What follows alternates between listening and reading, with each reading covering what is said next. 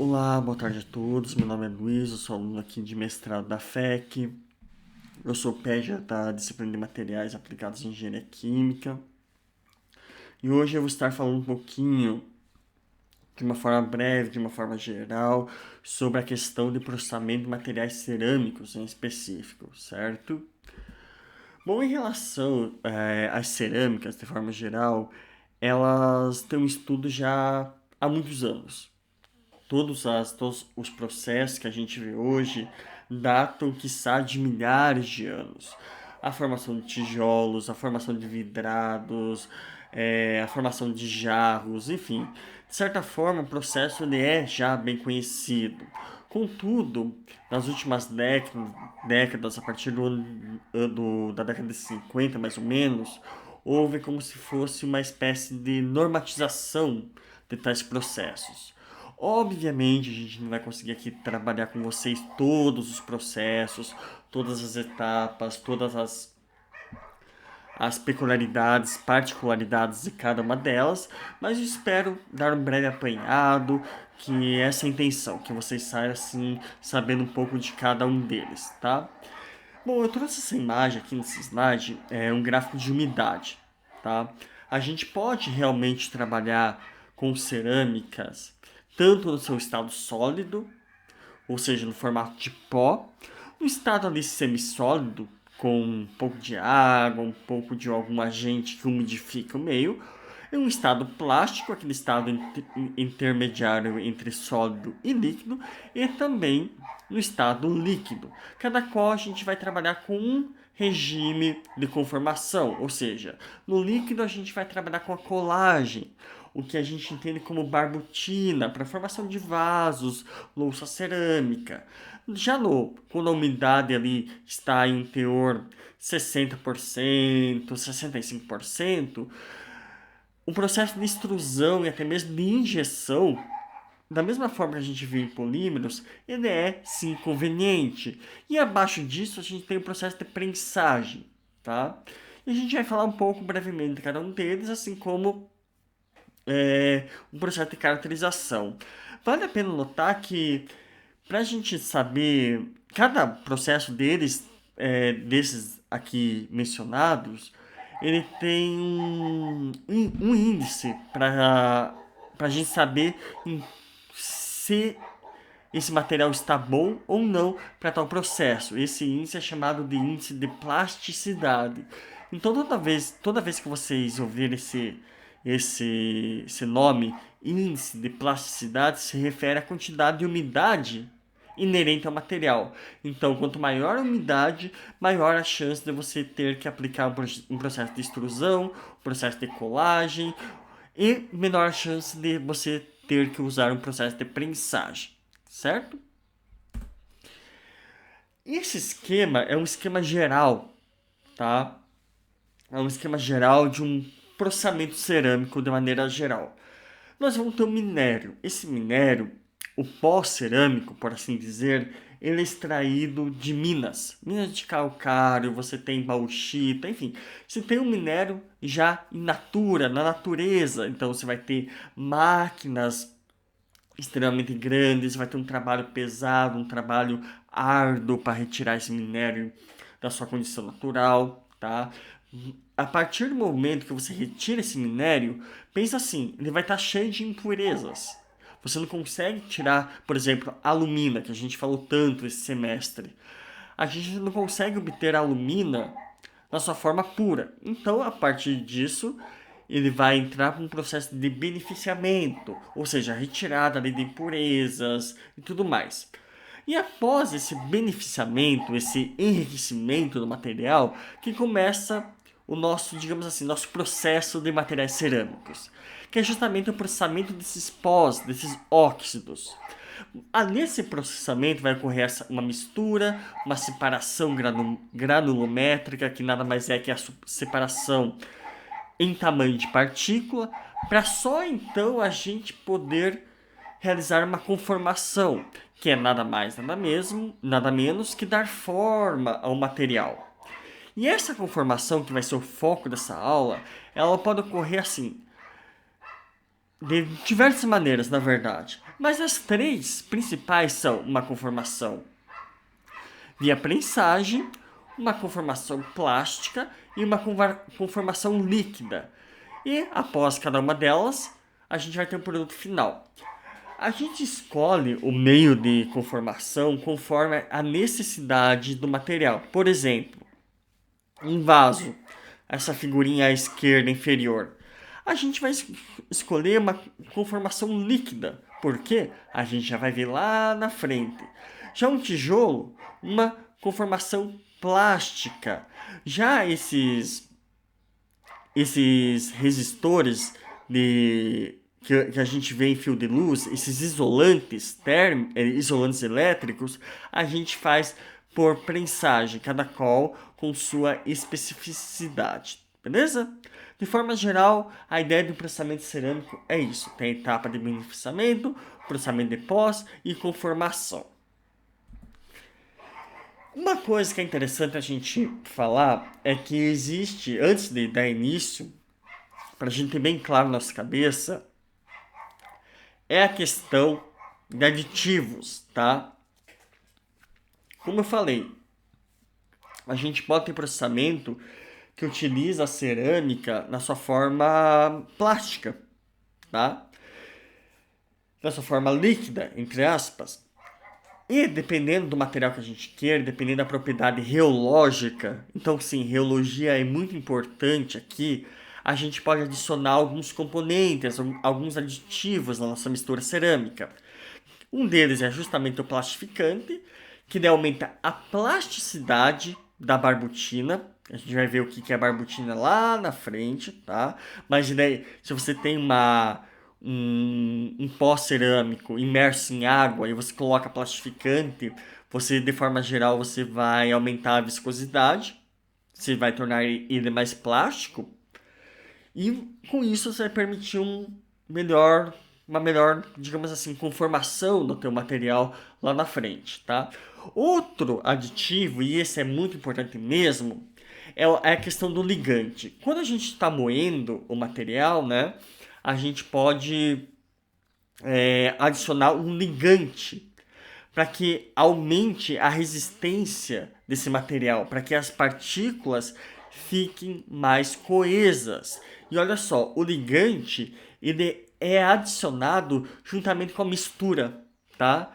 Então a gente vai ver lá que tem o processo de sinterização, mas o ligante é algo que a gente adiciona antes desse processo de queima para dar uma estabilidade mecânica ao material dito a verde, tá? E a gente vai já vamos ficar mais claro. Só queria trazer aqui, né, esses termos que a gente vai utilizar. Bom, agora a gente vai falar assim mais especificamente já do processamento cerâmico. De forma geral e quiçá universal, o processamento cerâmico, após a obtenção do teu pó, tirado da mina, após a separação desse pó, a gente vai ter que passar por um processo de moagem. Comumente, na indústria cerâmica, esse processo de moagem é chamado de cominuição, ou seja, diminuir tamanho de partículas. Por quê? Porque é interessante que a gente tenha partículas de tamanho regulares, ou seja, com uma pequena distribuição de tamanho. Distribuição de tamanho é algo que vocês, se trabalharem nessa área, irão ouvir bastante. Então, quanto menor essa distribuição, tá? Quanto mais centradas estão as partículas, melhor, correto? E além de que o moinho serve, a moagem serve para a gente realizar uma mistura de materiais. Por exemplo, imagine que a gente quer misturar óxido de alumínio com óxido de ferro. Como que a gente faz? Pega os pós, coloca em um moinho, faz esse moinho girar, então a gente consegue realizar essa mistura de uma forma bem eficiente mesmo. Esse exemplo aqui é o moinho mais tradicional, que a gente acredita que tenha na FEC em algum laboratório, tá? Ele é um moinho de bolas. O que acontece? Você vai colocar teu material cerâmico dentro do moinho, juntamente com pequenas esferas. Essas esferas, elas podem ser de zircônia, alumina ou até mesmo seixos de rio, olha só. Por quê? Porque a gente precisa que esse material que serve para triturar o teu pó seja muito mais duro que o próprio pó. Correto? Para que não corra o risco desse material se quebrar e se misturar ao pó cerâmico. Então, quanto mais duro for esse material de moagem, essas bolas de zircônia, alumina, enfim, melhor vai ser. E esse moinho é o chamado moinho convencional ou moinho de bolas. Então, assim, a gente tem dentro do moinho a gente vai ter esferas, bolas de zircônia, a matéria-prima, ou seja, seus pós cerâmicos, que a gente quer diminuir o tamanho de partículas, a gente quer misturar os mesmos, e também a gente vai ter o meio de moagem. Esse meio de moagem na indústria de grande porte, geralmente é água natural. Você vai colocar água ali e deixar moendo, moendo, moendo, moendo, depois você retira e faz a sua secagem de material. Porém, em laboratório, esse meio de moagem tem uma influência muito grande. E geralmente, em muitos casos, usam cetona com alta pureza, álcool isopropílico, enfim, um líquido que proporcione um desgaste talvez maior, até mesmo uma certa, entre aspas, esterilização do meio, tá? Água ultra pura, enfim, algo mais refinado do que propriamente no ambiente industrial. Mas claro, a gente tem também outros tipos de moinho. Esse moinho é chamado de moinho de alta energia ou moinho planetário. Enquanto esse moinho aqui a gente tem uma rotação em torno de 60 a 100, 120 rotações por minuto, esse moinho pode chegar até 2.000 rotações por minuto, tá? O impacto que ele causa no teu material que está ali dentro desses jarrinhos aqui, ele é muito maior. E além do movimento de rotação, que esse moinho aqui, o moinho tradicional, só vai ficar rodando, esse moinho de alta energia, também chamado de planetário, justamente por isso, além do movimento de rotação, ele tem o movimento de translação, tá? E a moagem que a gente consegue fazer nesse moinho é uma moagem muito mais rápida. Coisa que demoraria 24 horas no moinho normal, demora aqui 25 minutos, 30 minutos, né? Só que ele é muito utilizado em laboratório, quando a gente precisa de cerâmicas com pó cerâmico muito, mas muito fino mesmo. Talvez até nanométrico, talvez. E a aplicação mais em específica é em cerâmicas avançadas. Cerâmicas avançadas, a gente pode... Eu tenho uma aula que eu vou disponibilizar para vocês, mas se trata de transistores, capacitores, varistores, cerâmicas finas mesmo, que a gente precisa de um controle muito grande de rotação, de propriedade, de tamanho de partícula. Então, geralmente a escolha para esse tipo de material é o moinho planetário, moinho de alta energia, tá? Bom, após, né, digamos assim, essa moagem, não necessariamente nessa ordem, mas tem outro termo que é interessante a gente ver antes de ir para o processamento propriamente dito, é o processo de sinterização, que nada mais é que o processo de queima do teu material, tá? A queima nada mais é que você formata o material, por exemplo, num vaso, você vai lá, pega uma argila, faz o molde, né?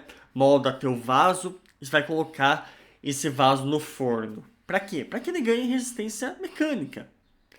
E o ato de colocar esse vaso no forno é o que a gente chama de sinterização. E olha só, durante a sinterização ocorre tanto transformações microestrutural referente aos grãos. Os grãos ali do teu material cerâmico começam a crescer, começam a se juntar, ocorre a diminuição de trincas nesse material, tá?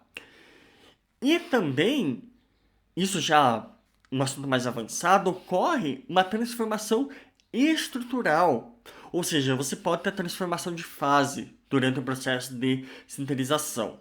Então, após você ter um produto compactado, conformado na sua forma que você deseja, um vaso, um prato, é, você o leva para um forno. Esse forno está geralmente a uma temperatura muito elevada. E essa temperatura proporciona a adesão desses grãos de forma a possibilitar uma maior resistência mecânica.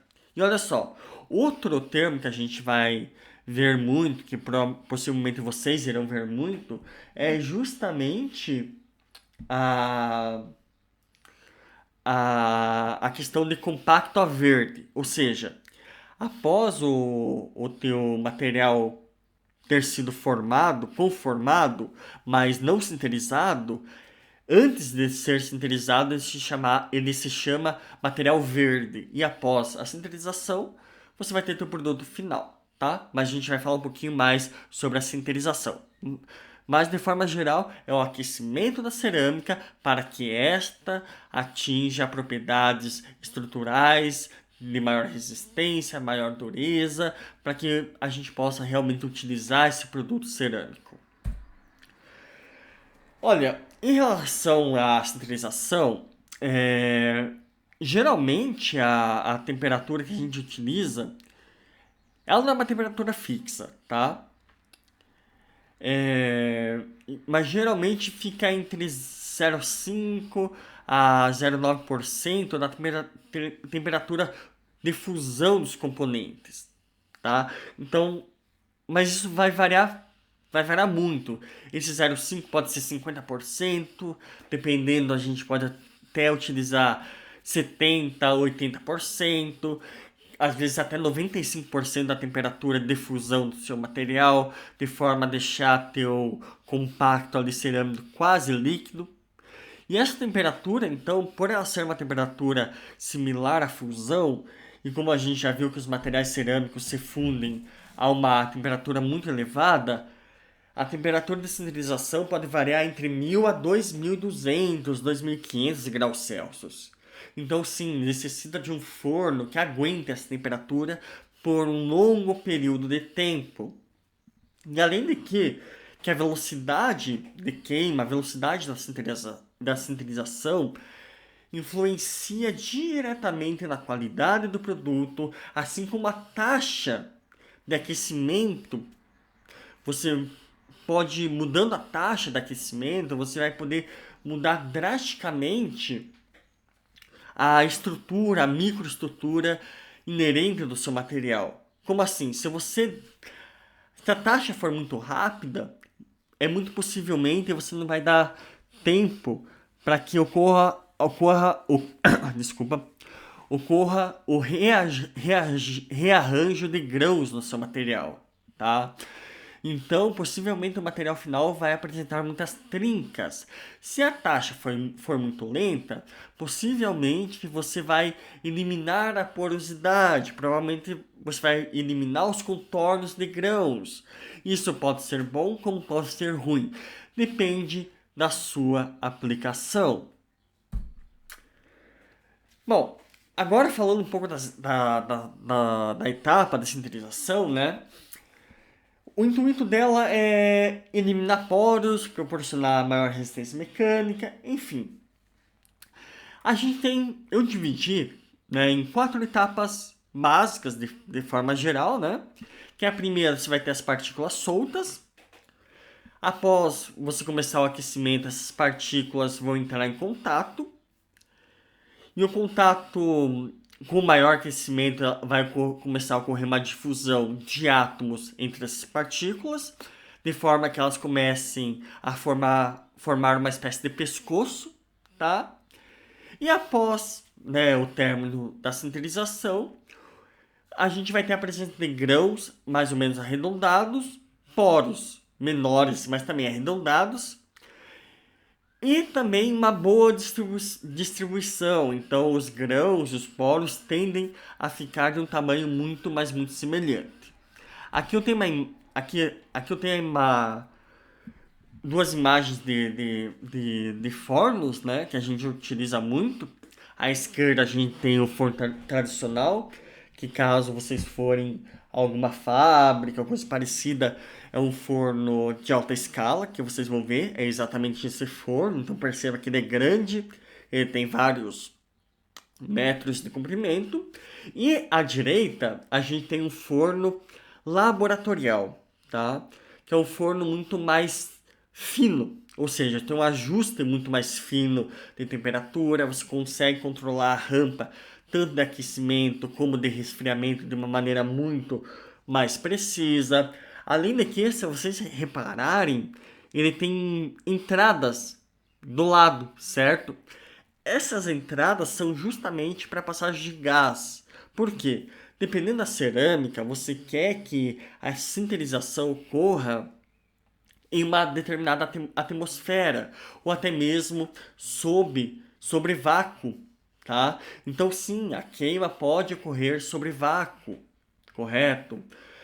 Mas às vezes você quer CO2, nitrogênio, uma atmosfera inerte, nitrogênio, hélio, argônio. Então, tudo depende da sua utilização. Mas, de forma geral, serão esses dois fornos que irão ser encontrados tanto na indústria quanto no laboratório. Eu acredito que na FEC a gente tenha alguns muito parecidos com esse daqui, a direita.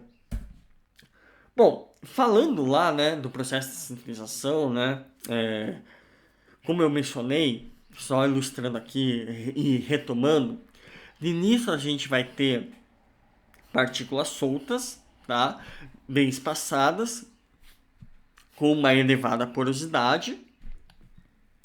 Com o aumento da temperatura, começa a ocorrer o contato entre elas, esse empacotamento, aliás, empescoçamento. Aumentando mais a temperatura, começa a ocorrer uma difusão entre contornos de grãos. Os poros que estão aqui em branquinhos, eles começam a serem fechados, até que tua microestrutura final é composta por grãos, de certa forma, em um formato mais regular, e poros diminutos, correto? Aqui eu tenho uma micrografia representando a letra D, né? Uma microestrutura de microscopia eletrônica de varredura de uma cerâmica. E aqui a gente percebe muito bem isso. Ó, esses daqui são os grãos, tá? Tem diversos tamanhos, tudo bem. Aqui eu tenho um contorno de grão. E as regiões escuras, regiões pretas aqui, são justamente os poros. Perfeito?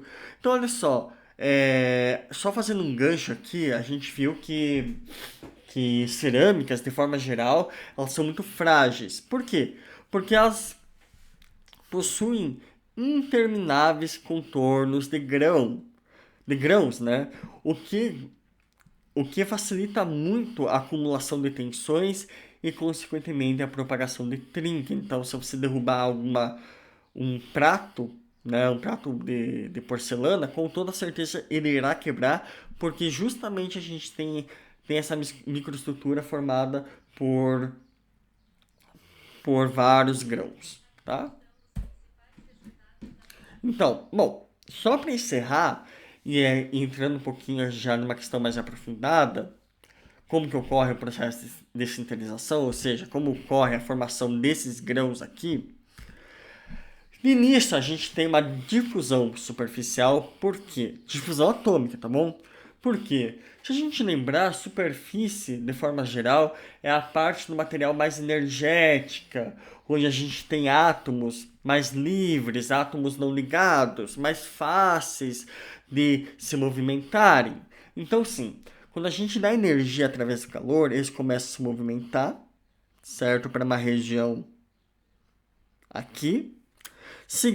Quando a gente aumenta essa energia, começa a ocorrer a difusão atômica dentro de um grão em direção ao outro, tá? Se a gente aumenta mais a temperatura, alguma parcial desse material pode entrar em ebulição, né? Entrar na sua fase vapor, mas essa fase vapor é tão estável que logo ocorre a condensação, correto? Posteriormente isso, a união, após as 3 etapas, já vai ter ocorrido uma certa união entre o material e ocorre a difusão diretamente no contorno de grão, ou seja, um grão troca átomo com o outro, e dessa forma fortalecendo e eliminando o contorno de grão. Como assim? Olha só. Tá vendo esse grão grande aqui, ó? Esse grão grande provavelmente é formado por 1, 2, 3 outros grãos. E foi justamente isso que aconteceu. Então, seguindo, a gente vai ter uma difusão na rede cristalina daí, tá? E por fim, tem o escoamento de regiões com maior densidade atômica para regiões com menores, ou seja, em direção a essa interface, para a gente, de certa forma, minimizar a energia que a gente tem em um grão. Tá claro? Então, de forma geral, é isso, gente. De forma geral, a questão da sintetização é isso. Ela é bem mais complexa, com toda certeza. Você tem estudos, artigos que investigam somente o processo de sintetização. Ele é extremamente importante. Quando se trata de cerâmicas avançadas, a temperatura, o rigor que a gente tem que controlar a temperatura é muito, mas muito grande. Mas, de forma geral, é isso, certo? Eu espero que tanto esse termo quanto o termo de prensagem estejam bem claros para vocês, como corre, enfim, né? Esses termos básicos, para daí a gente dar sequência aos processos de fabricação, de processamento propriamente dito, tá? O primeiro deles, como eu havia dito, é o processo de prensagem. E aqui a gente tem exemplos, tá? De materiais que são prensados, né? Aqui vocês devem conhecer, bom, começando por esse daqui, que tem a régua embaixo, são pellets cerâmicos, tá? Vocês já devem ter visto isso no laboratório. Mas um, com certeza, que vocês conhecem é azulejo. Os pisos cerâmicos são feitos por prensagens. Vela de carro, essa parte.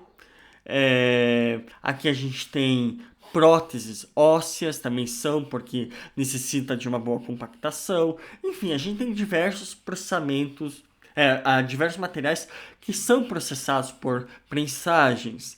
Mas, de forma geral, a geometria desses materiais são simples, tá? Comparado aos outros processos que a gente vai ver. Por quê? Porque é difícil você fabricar um molde para que ocorra a prensagem de forma tão razoável, por assim dizer. Um molde é muito caro fazer um molde. Então a gente opta para fazer a prensagem em materiais, por exemplo, quadrados, retangulares, circulares, enfim, materiais de uma forma geométrica já bem definida, tá?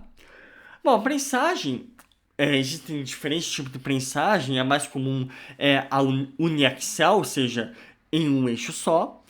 Primeiramente, a gente tem a preparação de um molde. O molde tem que ser muito resistente, geralmente ele é formado de aço inox, tá? 316. E o molde é muito caro, gente. Não pense que o molde é barato, porque não é. Um molde de piso cerâmico passa de 300, 400 mil fácil, né? Um molde simples, né? Porque não pode... Ele vai sofrer uma pressão muito grande e ele não pode sofrer deformação, beleza? Bom, após a preparação do molde, a escolha do molde, a gente vai preencher esse molde com o nosso pó cerâmico, tá? A gente preenche com pó cerâmico, aquele mesmo pó que a gente viu que passou pela etapa de moagem. E após o preenchimento, a gente tem a compressão, ou seja, a gente desce esse molde de forma a compactar o pó cerâmico. E após essa compactação, ocorre a retirada desse compacto cerâmico, tá? Bom, aqui eu tenho um exemplo de um molde laboratorial para a gente ver realmente assim. A gente tem esse molde aqui, olha só. Aqui tem um pistãozinho, aqui você vai ter saída de ar, para evitar bolhas de ar dentro do teu compacto cerâmico. Você vem aqui, no preto, aqui no escuro, tem seu pó. Vem, coloca o pistão, coloca na prensa, aplica uma força e depois retira teu pellet, que é nada mais, nada menos que essas bolachinhas aqui, né? Bom, o pellet, olha só o termo que a gente viu lá atrás, ele vai estar verde. Então esse pellet vai passar por um processo de sinterização, processo de queima, para daí somente dar o aspecto final, né? Em relação, só fazendo um adendo aqui, que em relação a pisos cerâmicos, né? Após a prensagem tem o processo de queima, de sinterização, e também depois o processo de revestimento, esmaltação, para dar aquele aspecto brilhoso ao piso cerâmico, beleza? Bom, já um pouquinho mais avançado, só vou citar aqui para vocês para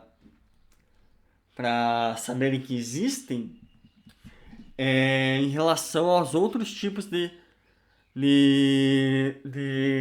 conformação, né? A gente tem a prensagem a quente, que a prensa ela vai ter resistências térmicas, tá? Então pode ser que durante a prensagem já ocorra a sinterização. A gente tem a prensagem isostática, que nesse caso é uma prensagem uniaxial, ou seja, só tem um eixo fazendo a pressão. Nesse caso, a gente coloca o material e ao redor, olha só, ao redor a gente tem espaços vazios que são preenchidos com fluidos. E lembrem sempre que se a gente aplica uma pressão em um fluido, ela é igualmente distribuída em qualquer ponto do mesmo. Dessa forma, a gente coloca o material dentro, preenche ao redor do material com o fluido, aplica a pressão e o material já vai estar conformado.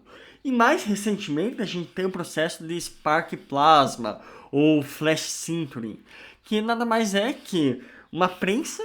Você aplica uma prensa no material, mas juntamente você tem a presença de um arco elétrico. E esse arco elétrico, pelo efeito Joule, também já vai causar a sintetização do teu material durante a prensagem, tá? Mas esse processo aqui são só meio que por curiosidade, porque são os mais atuantes, né? Mais modernos que a gente tem. Bom, agora falando um pouquinho da conformação plástica. Como exemplo de conformação plástica, a gente tem a formação manual de vasos cerâmicos. A gente tem uma massa cerâmica, a gente vai moldar ela conforme nosso desejo, né? Por meio da mão, a gente vai rotacionar ela até dar formato de um vaso. A gente tem tijolos, tá? Aqui a gente tem uma matriz de extrusão de tijolos. E aqui também de outros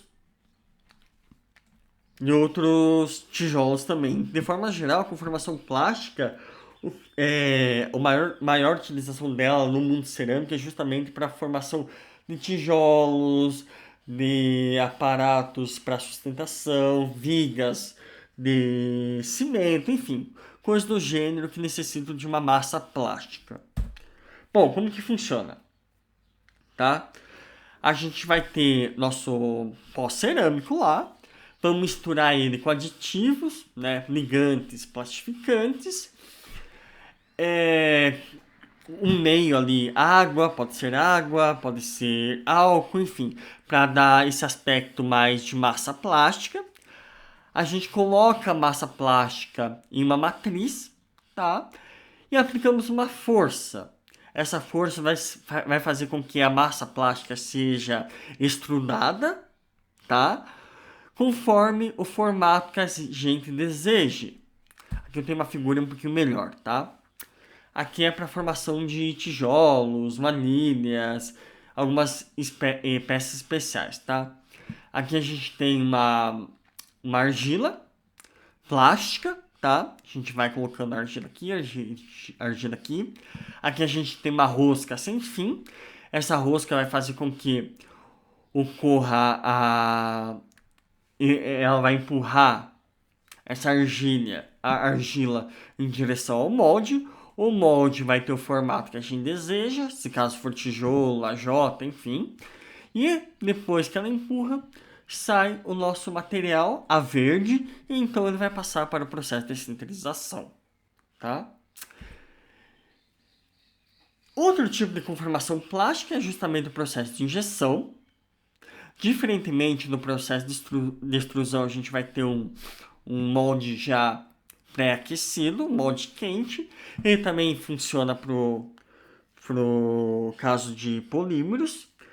Você vai ter alimentação de argila, por exemplo, uma rosca. Essa rosca vai fazer com que a argila preencha o molde, tá? Quente, porque ele vai precisar evaporar toda a água, todo o ligante, plastificante que ele tem na sua matéria. E após a injeção desse molde, ocorre a liberação da peça no formato que você queira. Claro, daí você vai passar por um processo de polimento, para tirar rebarba, enfim, um processo de aperfeiçoamento da peça. Mas, de forma geral, esses são os dois processos de conformação plástica que pode ocorrer em um material cerâmico, né? E agora, falando um pouquinho da conformação líquida, também chamada de colagem de barbotina, né?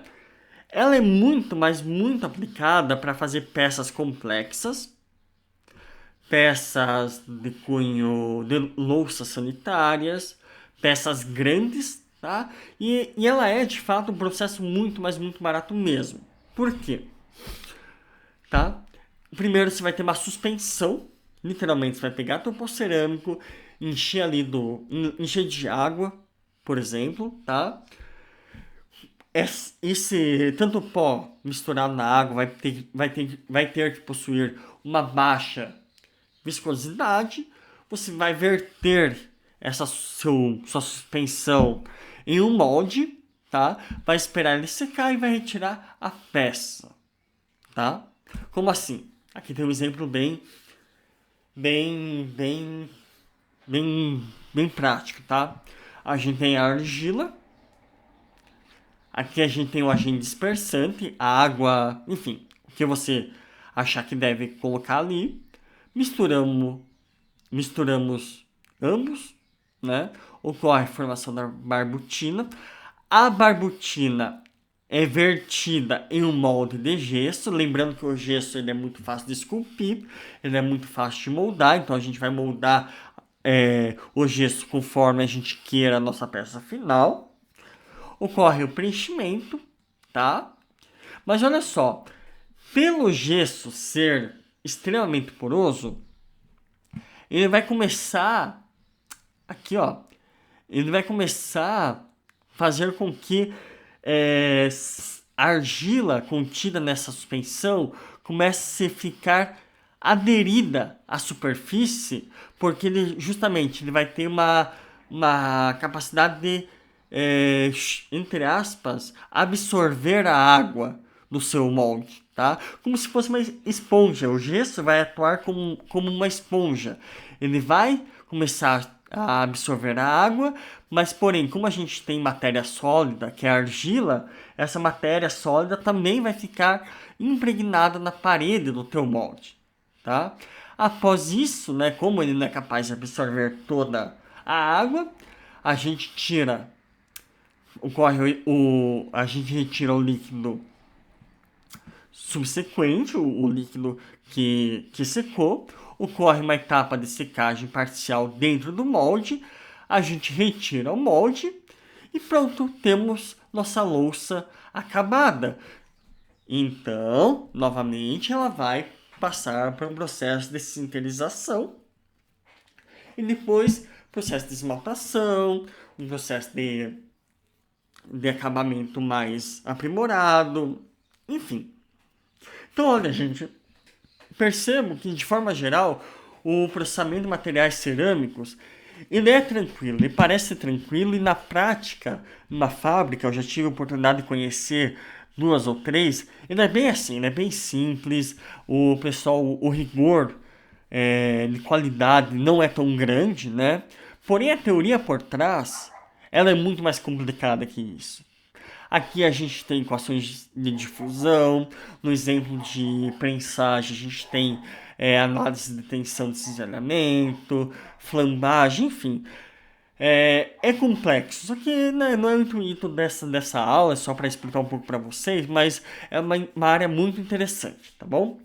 Bom, para encerrar aqui, né, falando de cerâmicas, eu também trouxe 3 exemplos aqui, que é a questão do vidro. Que o vidro nada mais é que sílica, né? Sílica fundida, em aspecto geral.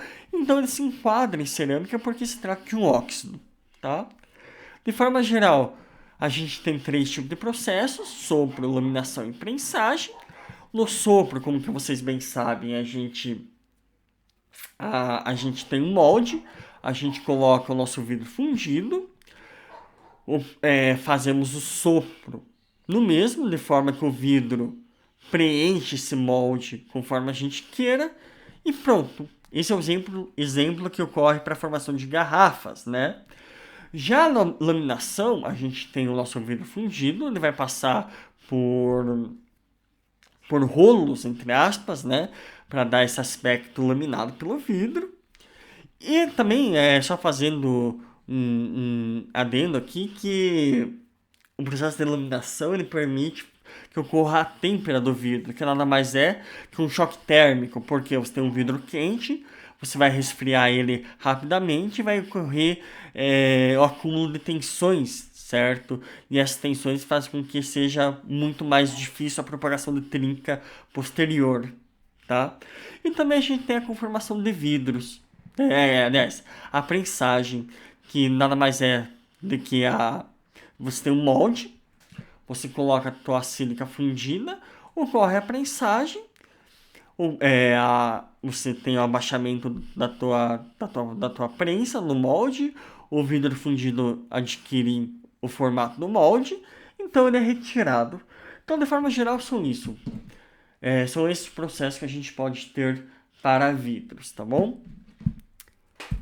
Bom, e agora, acho que a parte que é mais, digamos assim, menos vista, mas muito importante, isso em qualquer área, gente, é a parte de caracterização de materiais, tá? E aqui eu trouxe as mais utilizadas pro caso de materiais cerâmicos, tá?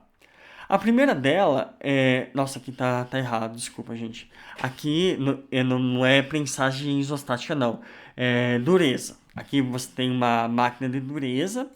Você vai medir a dureza em materiais cerâmicos. Ela é muito, mas muito importante mesmo. Por exemplo, dente, né? O dente, próteses dentárias, elas são feitas de materiais cerâmicos. E você precisa de uma elevada dureza. Para isso você faz esse tipo de ensaio. Essa é uma máquina de ensaio de dureza. Você coloca teu corpo de prova aqui. Você abaixa essa região. Aqui tem uma ponta de diamante. O diamante vai penetrar e ele vai medir a força que é necessária para penetrar tal material, beleza? Aqui a gente tem outro ensaio, que é um ensaio de resistência mecânica, um ensaio de flexão em 3 pontos. Isso daqui é muito importante para pisos cerâmicos, para estruturas cerâmicas de forma geral. A gente coloca a peça cerâmica, vem aqui, fazemos uma força até que ela se rompa. E olha só, interessante desse ensaio é que literalmente faz centenas, quizá milhares de corpos de amostra para a gente ter uma distribuição, né? Uma distribuição de tensão máxima que o material aguenta, porque cada corpo de prova é um corpo, cada material cerâmico ele é único. A gente não consegue reproduzir de maneira tão fidedigna uma linha de produção.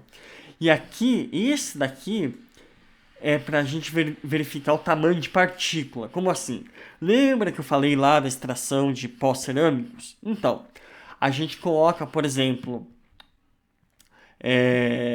pó cerâmico, a gente enche isso daqui de pó cerâmico, tá? Cada cilindro desse corresponde a uma peneira. uma peneira de 1 mesh, ou seja, com uma abertura muito específica, colocando nessa máquina, essa máquina vai balançar. Então o que acontece? As partículas maiores ficam retidas no topo, as menores mais embaixo, as menores mais embaixo ainda, e as menores de todas no fundo. Então a gente consegue escolher o tamanho de partícula que a gente queira trabalhar, tá? Isso é realmente importante na escala comercial, porque dependendo do tamanho de partícula, melhor vai ser o seu produto final. Outros ensaios, tá, que a gente tem muito comuns é o ensaio de microscopia óptica. É um microscópio óptico, a gente tem vários laboratórios, ele é fácil de achar, o custo dele é bem baixo, ele serve para ver trincas, para ver imperfeições, a ampliação dele não é tão grande, mas ele quebra, ele dá o serviço, tá, gente? Ele consegue fazer muita coisa no ambiente fabril. E esse ensaio é um ensaio muito interessante, que é um ensaio de abrasão, né? Porque como muitas cerâmicas são compradas para a finalidade de servir como pisos, né? A gente precisa garantir que esse piso resista à passagem de caminhão, à passagem de carro, até mesmo à passagem de pessoas, né? Então, dependendo da tua escolha de piso, ele vai precisar ter uma resistência à abrasão superior, né? E como que isso ocorre? Você coloca um pedacinho do teu piso aqui, tá? Você enche isso aqui de esferas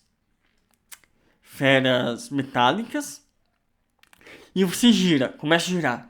Gira, e no final das contas você vê se a esfera conseguiu riscar teu piso. Então, quanto mais difícil for de riscar seu piso, maior vai ser a resistência à abrasão do mesmo.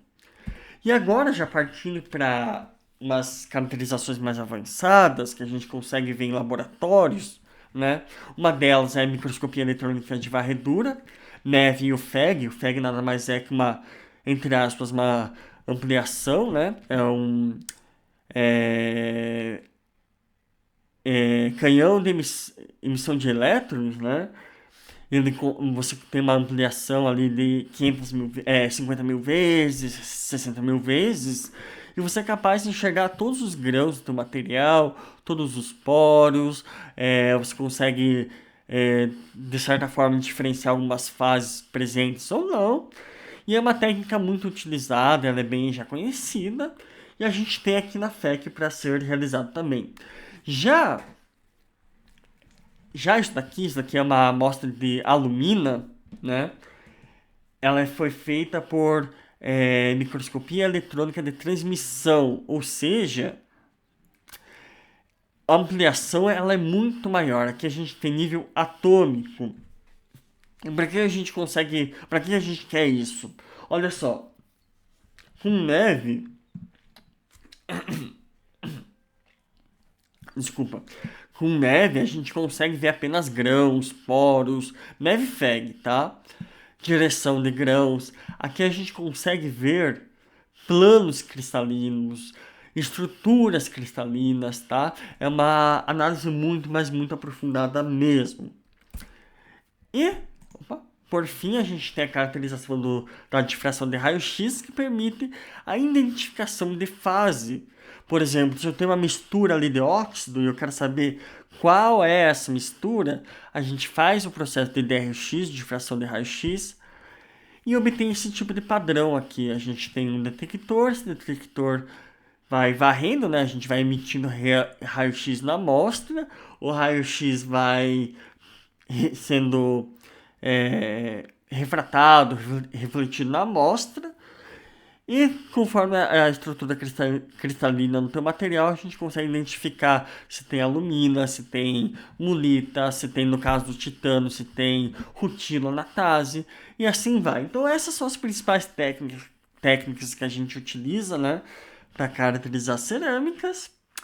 E eu acho que é isso. Eu vou passar as referências para vocês em um arquivo à parte. Espero que vocês tenham aproveitado a aula. Eu gostaria de deixar Agradecer a todos pelo semestre. E qualquer dúvida que vocês tenham, é só me chamar. Foi uma aula muito introdutória, foi uma aula para ver coisas muito gerais, eu não me aprofundei muito em nenhum dos tópicos. É só para a gente conhecer mesmo o que existe. E é isso. Muito obrigado pela atenção.